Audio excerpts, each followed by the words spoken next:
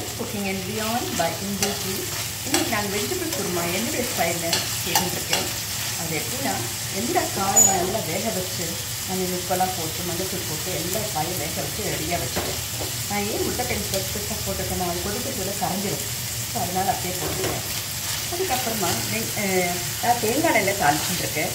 அது எப்படின்னா தேங்காய் எண்ணெய் காய வச்சுட்ட பிறகு பட்டை லவங்கம் ஏலக்காய் அப்புறம் கறிப்பட்டை இந்த இது பிரிஞ்சி இலை இதெல்லாம் போட்டு நல்லா தாளிச்சுட்டுருக்கேன். அதுக்கப்புறம் பொடியாக நறுக்கின வெங்காயம் அதுவும் இஞ்சி பூண்டு பேஸ்ட்டும் நல்லா வதக்கிட்டுருக்கேன். அதுக்கப்புறமா நான் என்ன பண்ணால் ஒரு மசாலா அரைச்சி வச்சுருக்கேன். அதில் என்னென்ன இருக்குன்னா தக்காளி, அதுக்கப்புறம் மஞ்சப்பொடி, தனியா பொடி, சோம்பு, கொஞ்சம் சீரகம் இதெல்லாம் போட்டு நல்லா இது மாதிரி கரைச்சி நல்லா அரைச்சி பேஸ்ட்டாக வச்சுருக்கேன் தக்காளியோட. ஸோ உங்களுக்கு தக்காளியில் அரைக்க சொல்ல கிரேவி கிடைக்கும். சப்பாத்தி, பூரி, இட்லி, தோசை, சாதத்துக்கு எல்லாத்துக்குமே ரொம்ப சுவையாக இருக்கும். இது நல்லா கொதித்த பிறகு இதெல்லாம் நம்ம என்ன பண்ணணும், கொஞ்சம் ஒரு நிமிஷம் கொதிக்கணும். கொதித்த பிறகு இந்த வேக வச்சுருக்க காய் இருக்கு இல்லைங்களா, அதில் போட்டுடணும். ஸோ இது கொதிக்கிறதுக்கு ஒரு 5-10 மினிட்ஸ் நம்ம கொடுக்கணும்.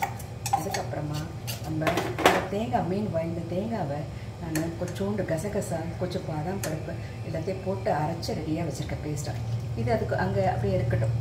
இது நல்லா கொதிக்கும். இதுவும் கொதிக்க சொல்ல இந்த மசாலாவும் கொதித்த பிறகு நம்ம என்ன பண்ணணும்னா இதில் விட்டு மிக்ஸ் பண்ணிடணும்.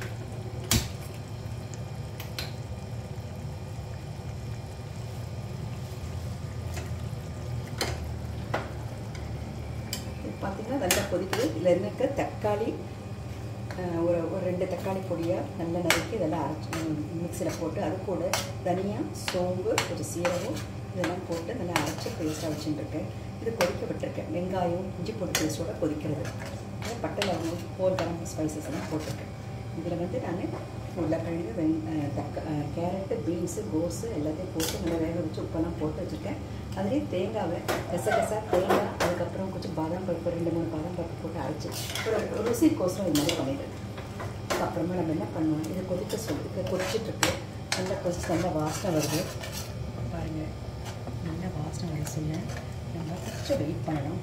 வெயிட் பண்ண பிறகு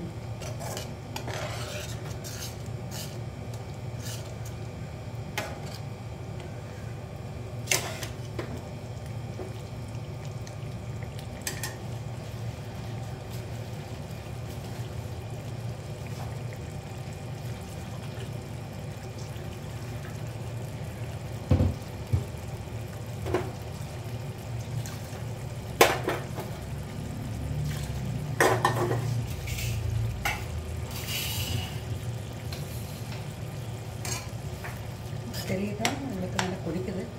இந்த தேங்காய் விட்டாச்சு. ரொம்ப ஈஸியான ஒரு குருமா தான் இது ஆக்சுவலி. ஸோ இது நம்ம நல்லா கொதி வந்துடுச்சு. இதுக்கப்புறமா நம்ம இதில் ட்ரான்ஸ்ஃபர் பண்ணிட்டு இந்த மசாலாவை இதில் போட்டு ஒரு 2 நிமிஷம் இல்லை ஒரு 5 நிமிஷம் மேக்ஸிமம் அதை போட்டு நீங்கள் நல்லா கரைச்சி இதை வைக்கிறீங்க.